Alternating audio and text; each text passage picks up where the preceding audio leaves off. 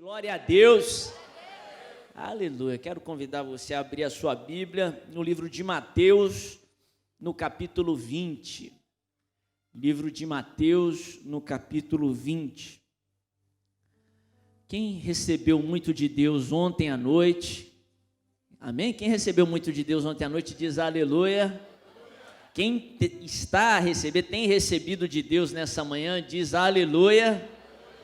E quantos creem que você vai receber muito mais do Senhor durante esse dia, hoje à noite e amanhã pela manhã, diz glória a Deus. Amém. Fala para o seu irmão assim, diz, tem muito mais de Deus para você. Amém? Fala com mais entusiasmo, fala para a pessoa do outro lado, diz assim, tem muito mais de Deus para você. Aleluia. Mateus 20, verso 1. Eu vou ler do verso 1 ao verso 16.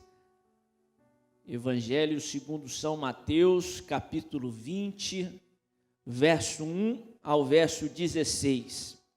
Queria que você prestasse bastante atenção e eu creio que Deus vai continuar a falar com você nessa manhã. Amém?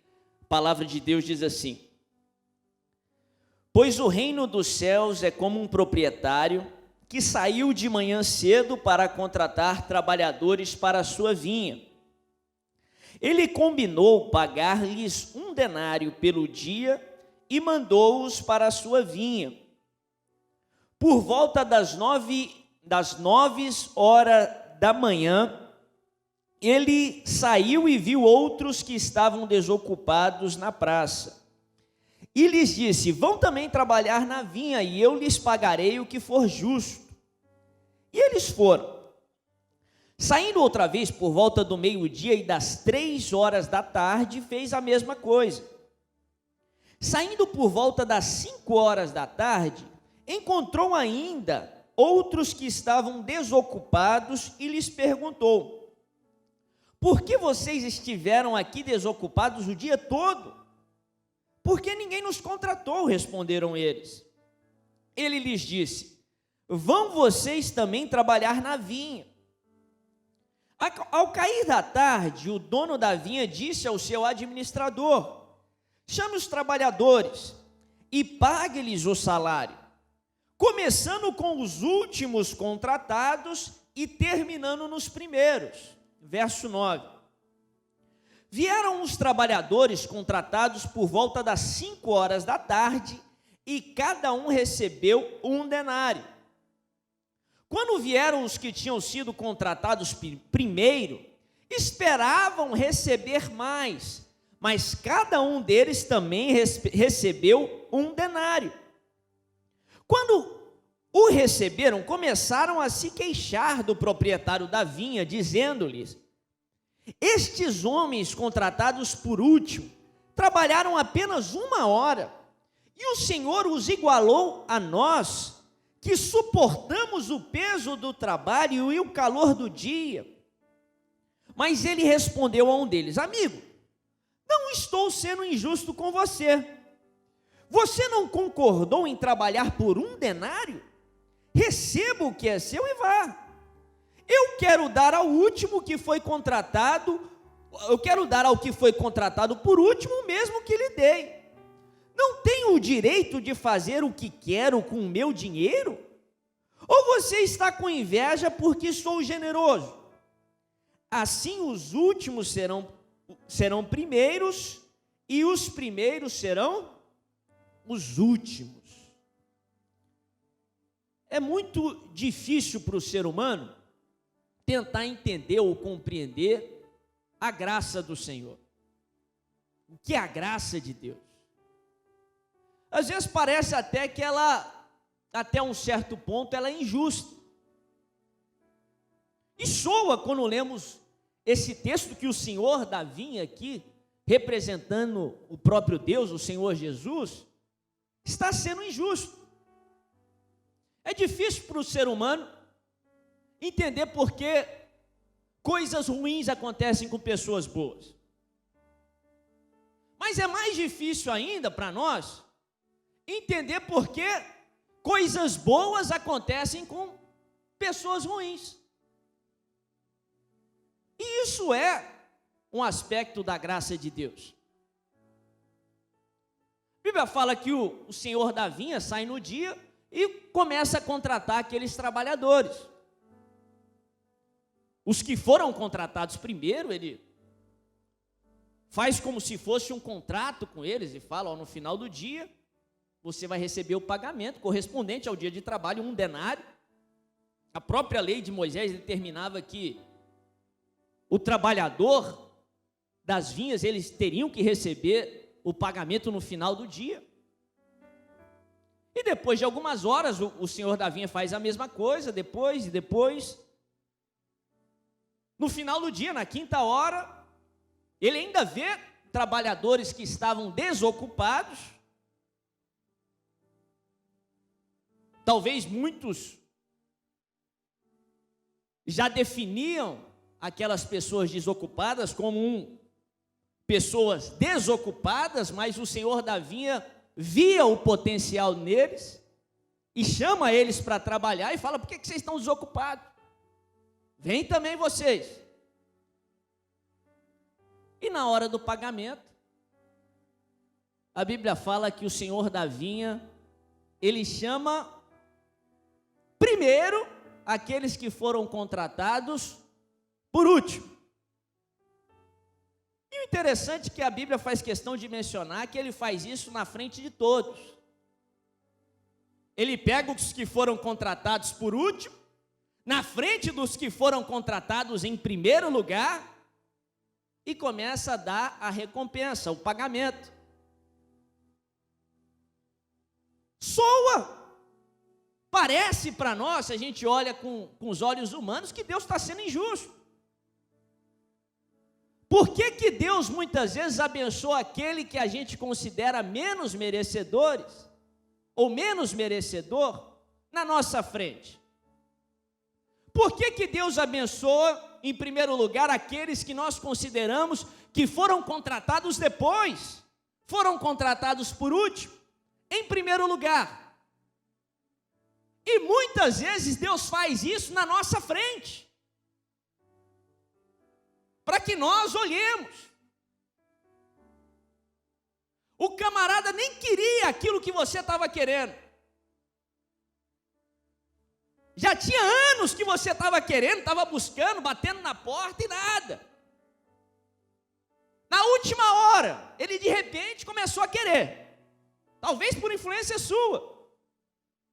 E passa 1 hora somente e Deus responde ele, antes de você. Quem já passou por isso ou foi só eu? Parece que Deus está sendo injusto. Por que Deus faz isso na nossa frente, para que nós olhemos? A gente vê a bênção do irmão, que ele nem queria, e você queria. E ele recebe você? Não. Será que Deus errou? Será que Deus fez isso? Ele não percebeu o que você estava querendo esse tempo todo? Ele não percebeu que tem 5 anos que você está buscando, tem 1 ano que você está buscando? Ele não percebeu que aquelas pessoas estavam desocupadas? Eles nem queriam, eles queriam outras coisas. E de repente ele percebe que ele quer, e de repente ele recebe. Será que Deus erra quando ele faz isso? Ou ele calcula errado o que está acontecendo e de repente abençoa o seu irmão na sua frente para você olhar? Quando nós estudamos a palavra de Deus, e nessa parábola nós vemos isso claramente, Deus abençoou os que foram contratados por último de propósito. Deus abençoou o seu irmão em primeiro lugar de propósito. E Deus faz muito isso na vida cristã, e se não fez, vai fazer muito isso com você. Irmãos que nem queriam o que você queria, começam a querer e são abençoados em primeiro lugar. São abençoados na sua frente. E Deus faz isso para você ver. E Deus faz isso para que nós possamos perceber. como nós conhecemos o Deus que servimos, nós sabemos que nada que Ele faz é para o seu mal. Nada que Ele faz. Jeremias 29:11 diz assim: bem sei que planos tenho a vosso respeito, diz o Senhor, planos de paz e não de mal, planos para vos dar uma esperança e um futuro, ou planos para vos dar o fim que desejais. Por que Deus abençoou o meu irmão na minha frente? Para me prejudicar? Para o seu benefício, para o seu bem. Enquanto Ele está abençoando o seu irmão na sua frente, com a bênção que você queria, com a bênção sua, Ele está te abençoando. Ele está te beneficiando. E nessa manhã eu quero estudar com você, à luz dessa passagem, o porquê que Deus faz isso. Como que a bênção do meu irmão está me abençoando? Por que Deus abençoa aqueles que foram contratados por último? Aquele que nós achamos menos merecedor, em primeiro lugar, na nossa frente, para que você olhe.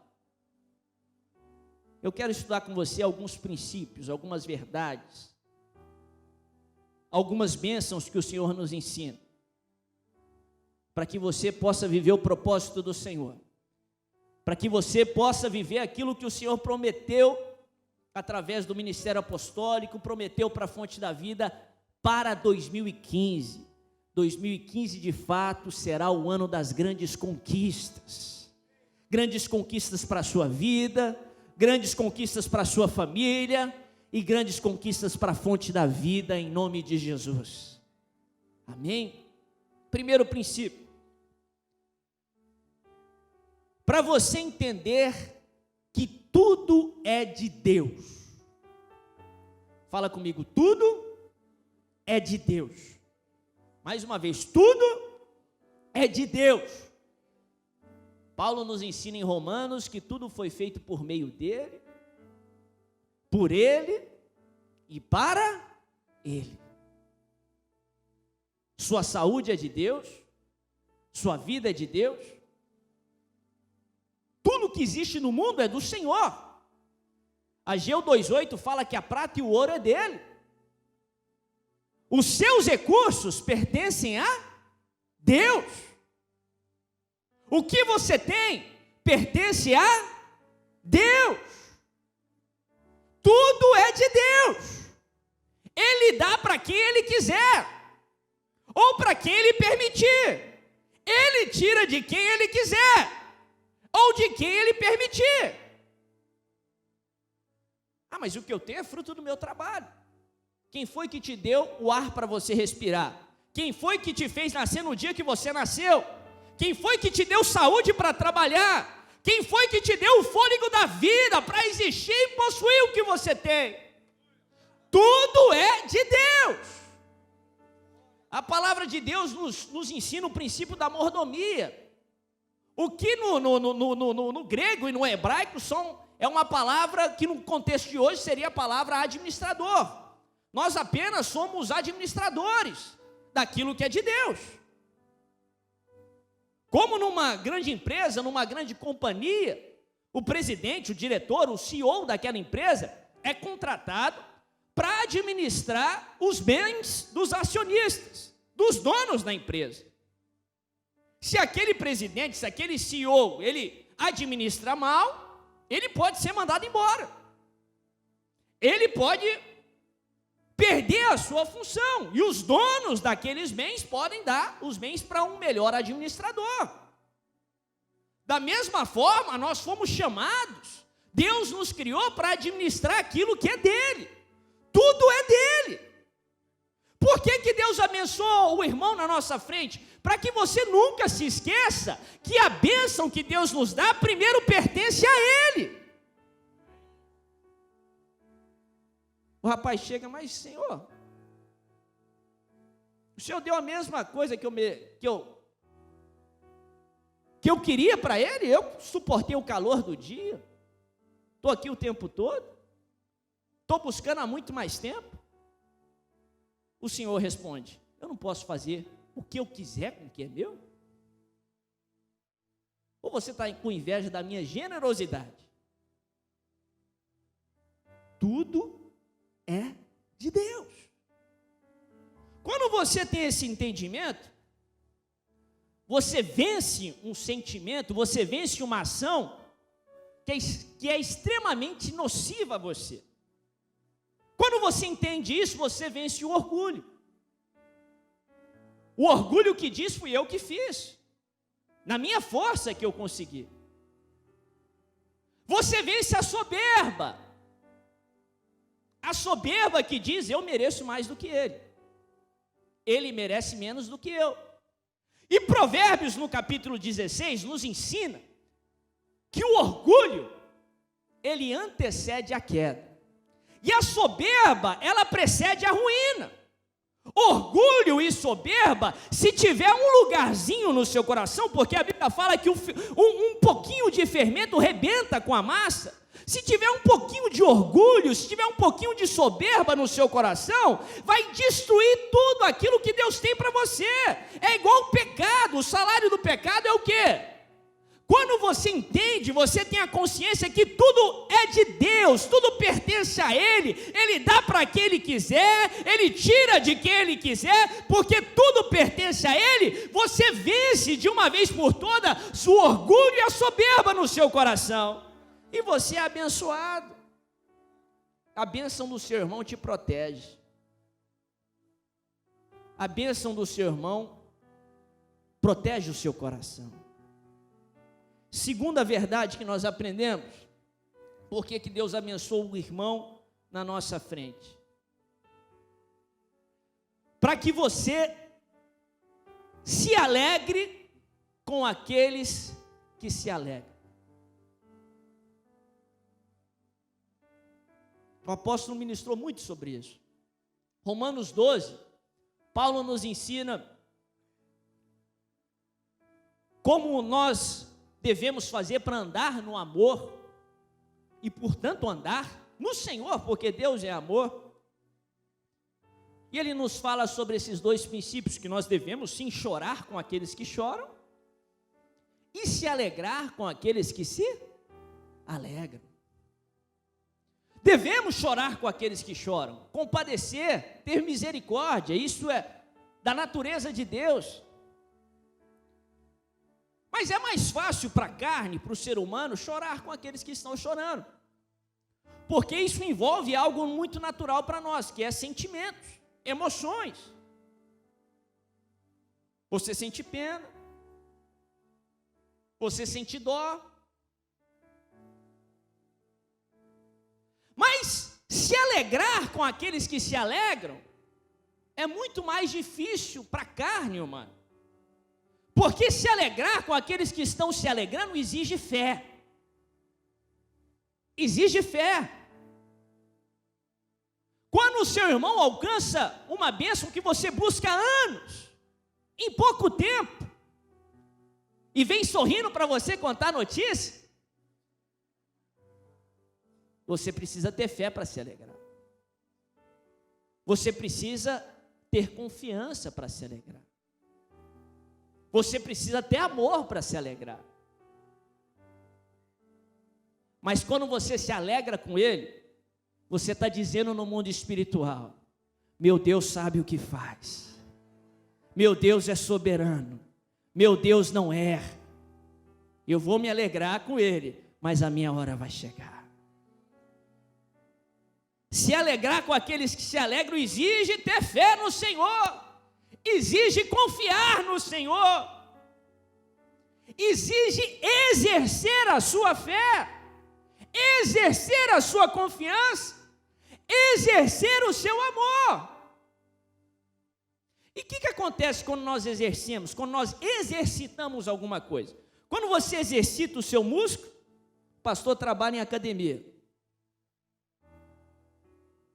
ginásio, né? Perdão. Quando nós exercitamos o nosso músculo, o que ele acontece? Ele cresce. Ele cresce. Quando você se alegra com aqueles que se alegram, você exercita a sua fé, você exercita a sua confiança, você exercita o seu amor. O que acontece com a sua fé, confiança e o seu amor? Eles crescem. Eles são fortalecidos. Quando Deus abençoa o seu irmão, Ele está engrandecendo a sua fé.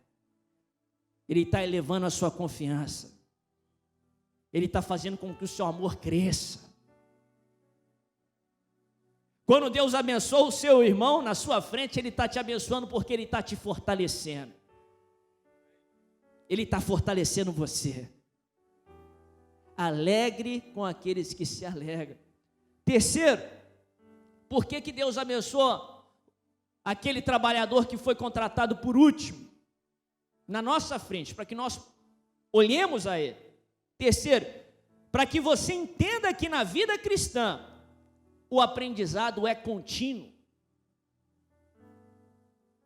O aprendizado é contínuo. Não existe ninguém pronto.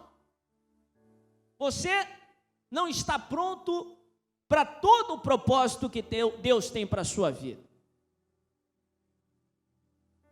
Você está sendo aperfeiçoado para que você possa viver o propósito de Deus para a sua vida. A Bíblia fala que somos transformados de força em força, de fé em fé, de glória em glória, até quando aquele que é perfeito vier. Aí sim nós vamos ser igual a Ele. Aí sim nosso corpo vai ser dotado dessa incorruptibilidade. Mas até que isso aconteça, nós estamos sendo aperfeiçoados. Enquanto Deus tem um propósito para você, Deus está moldando você para cumprir aquele propósito. Quando Ele cumpre um propósito, Ele vai preparar você para cumprir outro propósito. Só tem uma razão, só tem um sentido de você não precisar aprender mais. Quando Deus já tiver cumprido todo o propósito que Ele tem para você aqui na terra. Mas aí você não vai ficar aqui mais. Ele vai levar você para lá. Enquanto você está aqui, é porque Deus tem um propósito para você. Eu vou falar isso de novo porque eu sei que sempre alguém precisa ouvir isso. Se você está aqui, se você tem fôlego, se você tem vida, é porque Deus tem um propósito para você. Deus tem um propósito para você. A sua vida não é sem sentido. Deus tem um propósito para a sua vida. Enquanto Deus tem um propósito, Ele vai te moldar. Ele vai te ensinar. Ele vai te preparar. Deus usa um bispo para falar com você? Sim. Deus usa pastor. Deus usa sacerdotes. Mas Deus usa mula. Deus usa um gigante. Deus usa a situação. Nunca despreze o que Deus usar para falar com você. Nunca despreze o mensageiro, porque senão você não vai pegar a mensagem. Deus usa o que Ele quiser, porque tudo é dele. Tudo é de Deus. Não despreze o mensageiro. Ele usa quem Ele quer. Nós aprendemos algo muito especial com a vida de Obed-Edom. No último trimestre do ano passado, nós tivemos uma campanha muito especial na Fonte da Vida, que foi a campanha de Obed-Edom. Para quem não se lembra, Obed-Edom foi aquele homem de Deus que levou a arca para sua casa. E a Bíblia fala que enquanto a arca de Deus estava ali, durante os 3 meses, Obed-Edom e toda a sua família foram abençoados em tudo. Fala comigo, tudo. Fala de novo, tudo.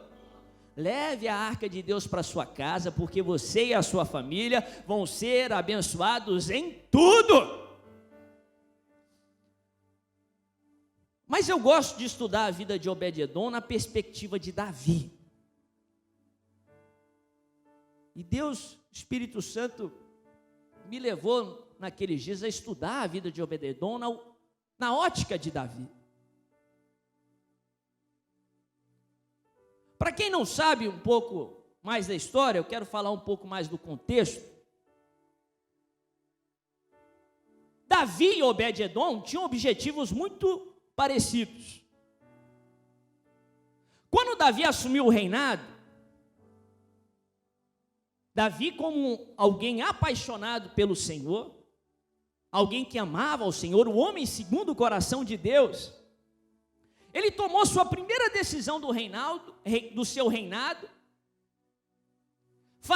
trazer de volta a Arca da Aliança, a Arca da Presença, que simbolizava a presença de Deus, porque nos anos do seu antecessor Saul, ninguém valorizava ela, Saul não valorizou.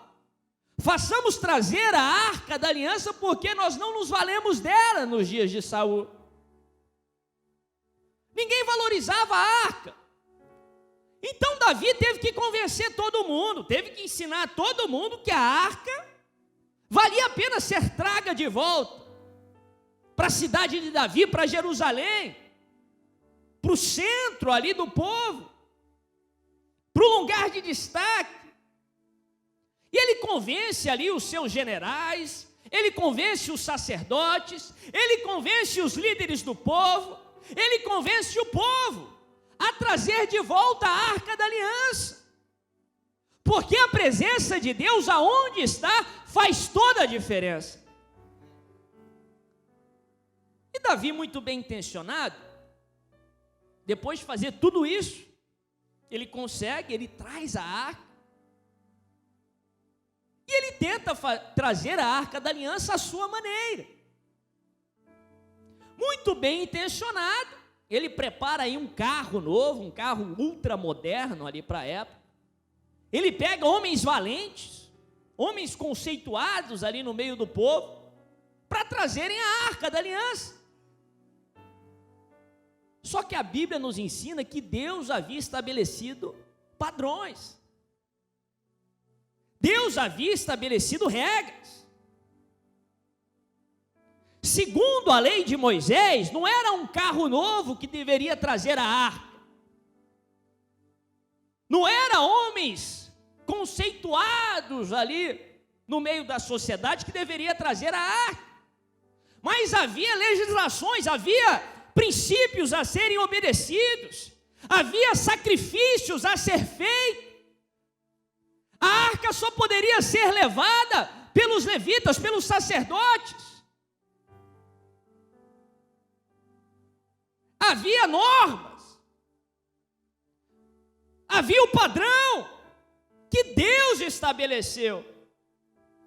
Mas Davi, muito bem intencionado, traz a sua maneira.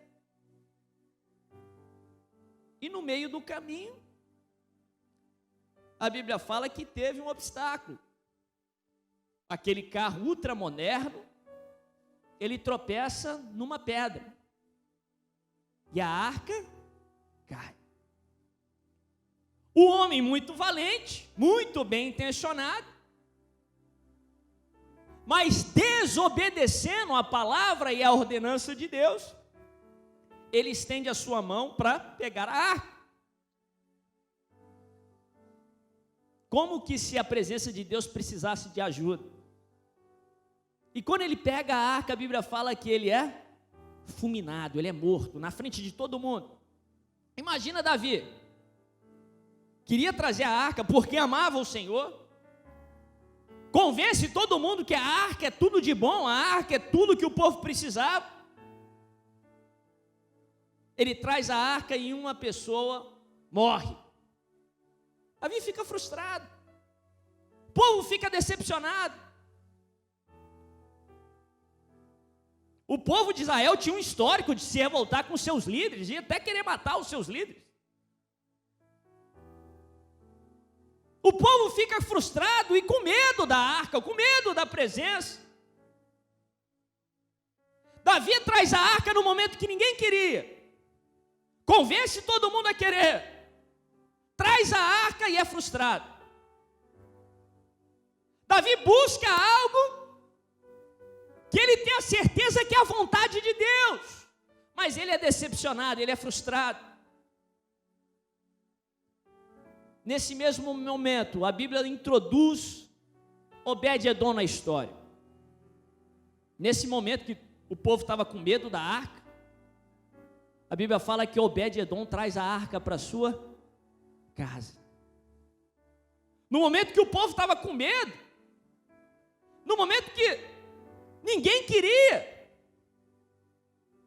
imagino que Obed-edom teve que convencer a sua esposa, teve que convencer seus filhos, teve que falar que a arca representa a presença de Deus. A arca é aquilo que faz a diferença na vida de uma pessoa, é aquilo que há de maior valor. No momento que ninguém queria, muito similar ao de Davi, ele convence a sua família, convence as pessoas da sua casa e traz a arca. E a Bíblia fala que por 3 meses, a arca de Deus permanece ali, e ninguém morre.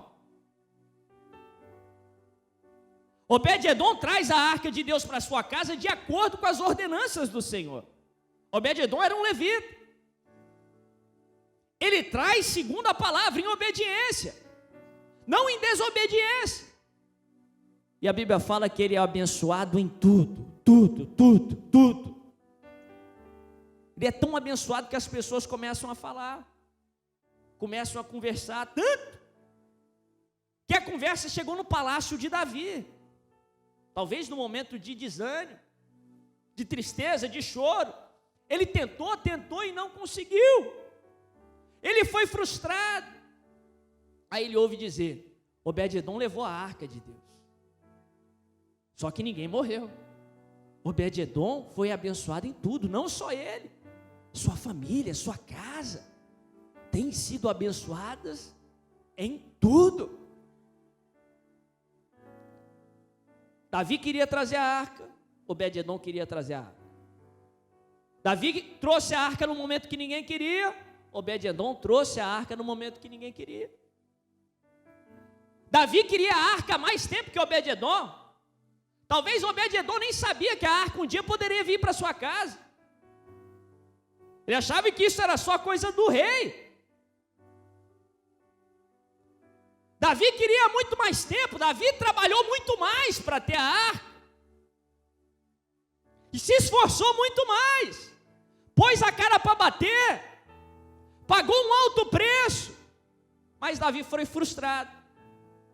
Obed-edom aparece no meio da história, parece que caiu de paraquedas ali, busca a arca e consegue, e é abençoado. O povo começa a falar: Obed-edom conseguiu aquilo que Davi não conseguiu.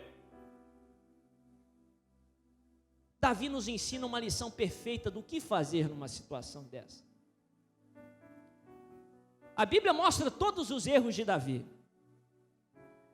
mas a Bíblia também mostra todos os acertos dele. Em nenhum momento a Bíblia fala que Davi murmurou sobre Obed-edom.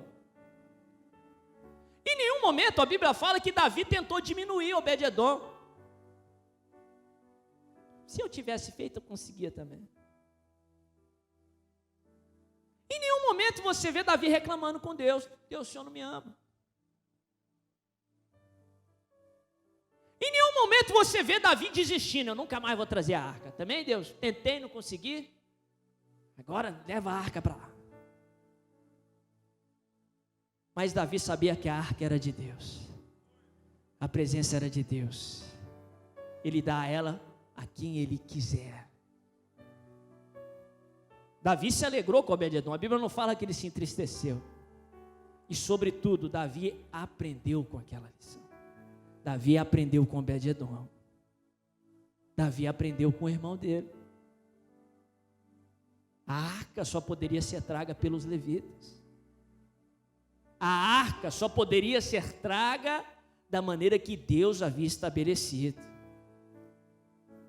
Tem algo que agrada o coração de Deus mais do que qualquer coisa, que se chama obediência. Mais do que boas intenções, mais do que sacrifícios, Deus se agrada na obediência. E Davi traz a arca da maneira certa. Aprenda que o aprendizado ele é contínuo. Se Deus tem um propósito para a sua vida, Ele vai te ensinar muito para que você alcance esse propósito. E por último, eu vou encerrar, a última lição que aprendemos. Entenda que Deus não diminui em poder. Fala comigo, Deus não diminui em poder. A Bíblia nos ensina que o poder de Deus, que Deus ele é ilimitado. O poder de Deus não alcançou um pico no passado, um platô, e agora está em decadência. No momento a sombra dos apóstolos curavam, Deus abriu o mar, eu não estou vendo isso hoje. Deus não alcançou um pico no passado e está em decadência, isso não é bíblico. Pelo contrário, a Bíblia nos ensina que o poder de Deus ele só cresce, ele é ilimitado. O poder de Deus hoje é maior do que era no passado. A Bíblia fala que nosso Deus ele faz coisas novas, ele não repete feitos, ele é novidade de vida. Eis que faço coisa nova, porventura não percebeis? Ele nos promete um vinho novo, um pão novo todos os dias. Ele é Deus de coisa nova. Deus não repete feitos. Tudo o que Ele faz é melhor do que Ele fez. Por isso que Jesus fala, obras maiores ainda farão, porque eu vou para junto do Pai. E o meu Espírito vai vir, e o meu Espírito em você vai fazer infinitamente mais. O poder de Deus não alcançou um pico no passado, pelo contrário, nós estamos no rumo, nós estamos em ascendência. O poder de Deus só está crescendo. O melhor não está no passado, o melhor está por vir. Deus vai fazer muito mais. Se Deus abençoou o seu irmão com algo, glória a Deus, se alegra, tudo é de Deus. Se alegra com o seu irmão. Mas se ele fez algo no seu irmão, ele não repete feito. O poder dele não alcançou um platô naquele algo. Se Deus fez algo com o seu irmão, se alegra, porque Ele vai te dar algo maior. Ele vai te dar algo melhor. Elias teve uma porção de unção. A Bíblia fala que Eliseu teve porção dobrada. A Bíblia nos ensina que a arca ficou 3 meses na casa de Obed-edom e eles foram abençoados em tudo. Quanto tempo que a arca ficou com Davi? Durante vários anos e durante todo o seu reinado. Se Deus abençoou o seu irmão, se alegra com ele. Tudo é de Deus, mas tenha certeza que Ele vai fazer muito mais na sua vida. Ele vai fazer muito mais na sua família. Ele é Deus de infinitamente mais. Mas você vai se deparar com Obed-edom muito na sua vida, na sua caminhada. Obed-edom não vem para te amaldiçoar, vem para te abençoar. Todos nós vamos se deparar com Obed-edom. E você vai ser Obed-edom de outras pessoas. A Bíblia não fala que Davi, no final do seu reinado, chegou em Obed-edom e falou, tá vendo, Obed-edom? Ficou 3 meses, eu peguei o resto. Fiquei com tudo. Eu nem lembro, quando 3 meses passaram, eu fiquei vários anos com ela. Não. Quando Deus te abençoar com aquilo que você quer, se alegra. Você vai ser Obed-edom de outra pessoa. E Deus vai abençoar outra pessoa com algo maior. O poder de Deus não diminui. Moral da história, não se compara com o seu irmão. Deus tem o melhor para ele. E não queira o que Deus tem para ele. Deus tem o melhor para você. Deus tem o melhor para você. Deus ama ele, Deus ama você. Deus tem o melhor para ele, Deus tem o melhor para você. Não se compare com o seu irmão. Para completar, concluir nessa passagem, o trabalhador da última hora representa eu e você. Todos nós. Nós não merecíamos nem estar aqui. Não merecíamos estar trabalhando. Talvez o pecado humanamente nos definia, éramos desocupados, presos no pecado. E pela graça e pelo seu grande amor, Ele nos chamou. Ele nos deu um sentido, Ele nos deu um chamado, Ele nos deu uma missão, Ele nos deu uma vida, nos colocou na vinha. Não merecíamos o salário, e Ele nos deu muito mais do que merecemos. Os trabalhadores da primeira hora representam a primeira aliança, representam a lei. Eles tinham um contrato, eles tinham que receber no final do dia. Ele falou: vem que eu vou te dar um denário. Só que ninguém que estava na lei, ninguém que foi chamado da primeira hora, conseguiu cumprir tudo aquilo que eles eram para cumprir. Ninguém conseguiu obedecer toda a lei, todas as exigências, os regulamentos da lei. Porque a lei veio para nos mostrar que nós não conseguimos sozinhos. Nós precisamos de um Salvador. Só Jesus conseguiu cumprir a lei. Só Jesus conseguiu cumprir todas as exigências da lei. Quando nós achamos que merecemos mais, a Bíblia fala que eles chegaram e falaram: não, nós estamos aqui o dia inteiro. O Senhor prometeu isso. Como é que eles estão recebendo mais o mesmo tanto? Eles não merecem. Quando nós achamos que merecemos mais e exigimos isso, evocamos o mérito para exigir ou para receber a nossa paga, isso é pior para nós.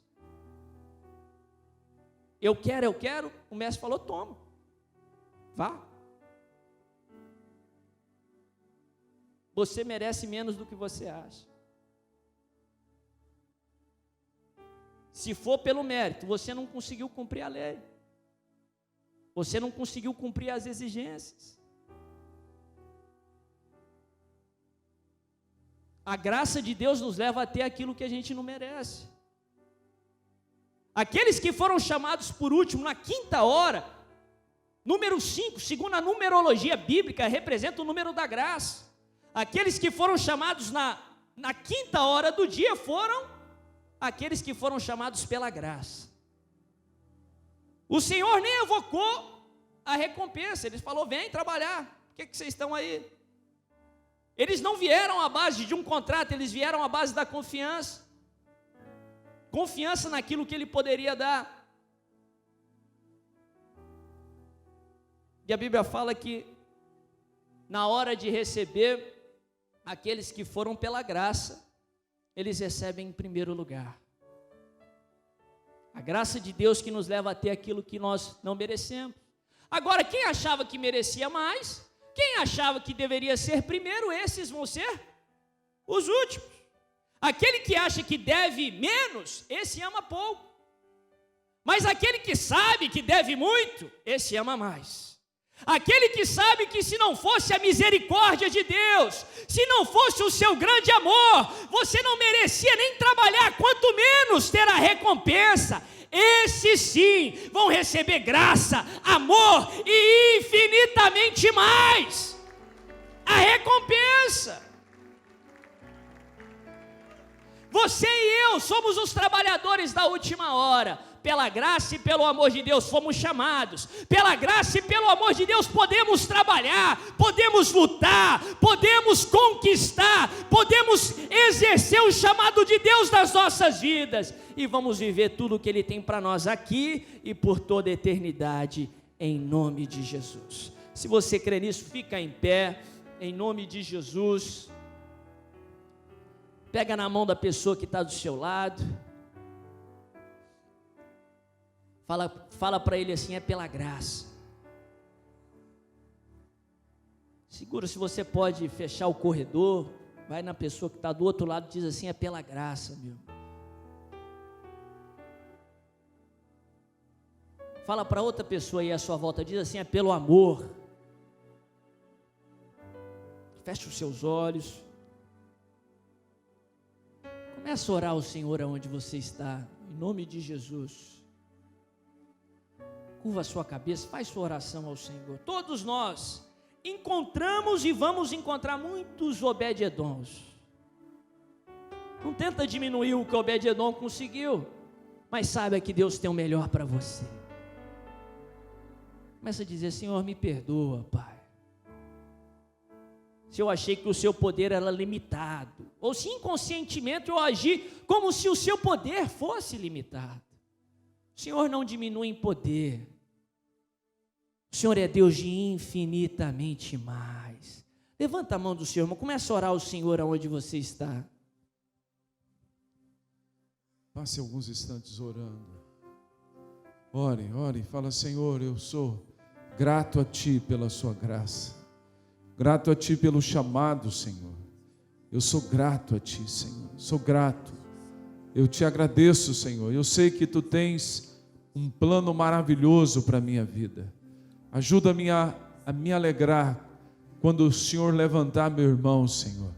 Ajuda-me a aprender as lições, em nome de Jesus, meu Pai.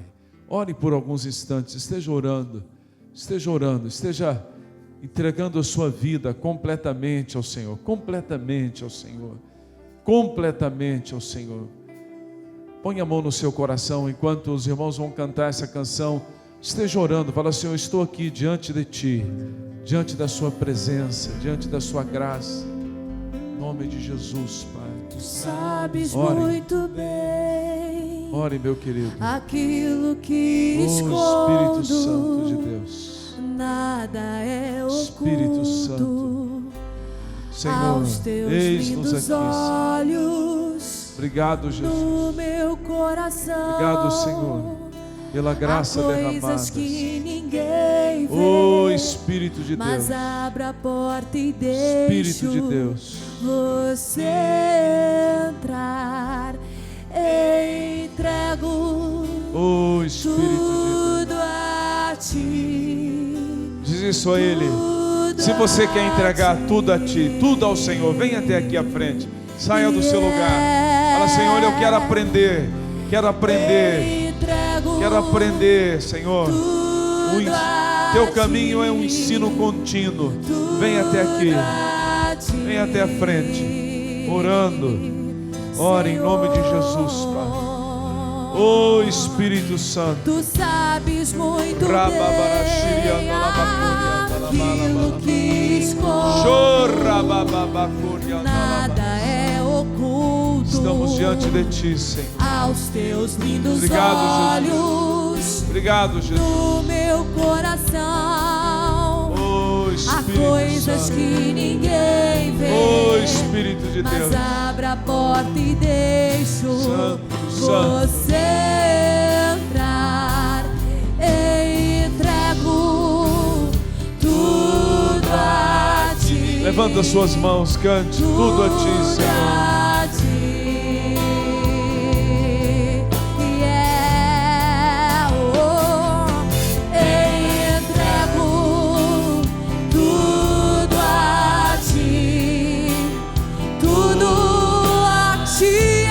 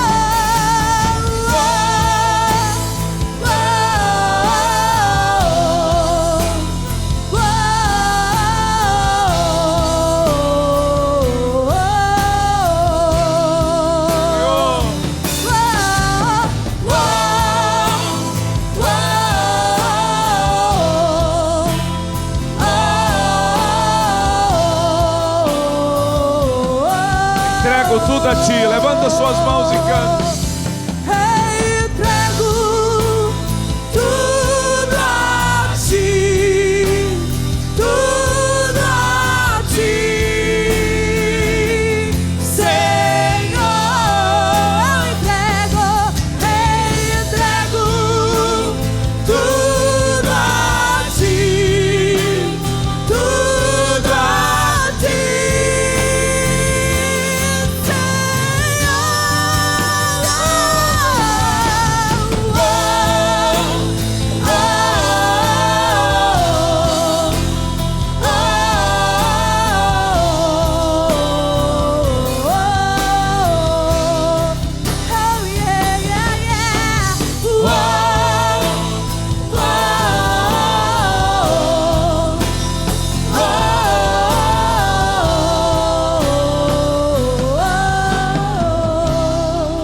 dar as mãos, segura aqui na mão do irmão.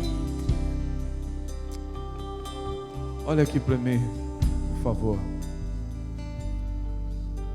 Nós não éramos nada, não somos nada.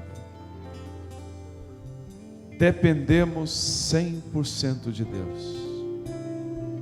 Ele nos deu o privilégio, isso é privilégio, de ser chamado.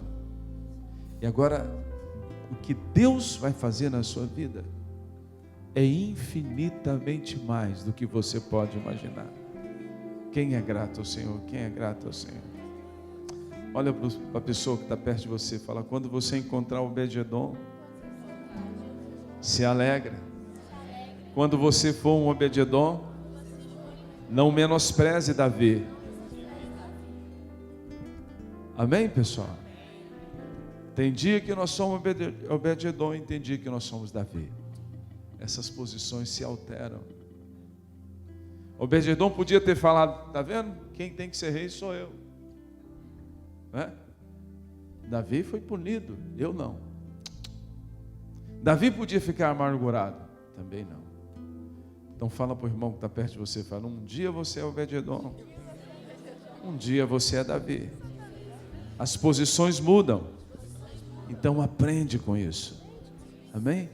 Levanta a mão dele e cante: entrego tudo a ti. Entrego tudo a ti, tudo a ti.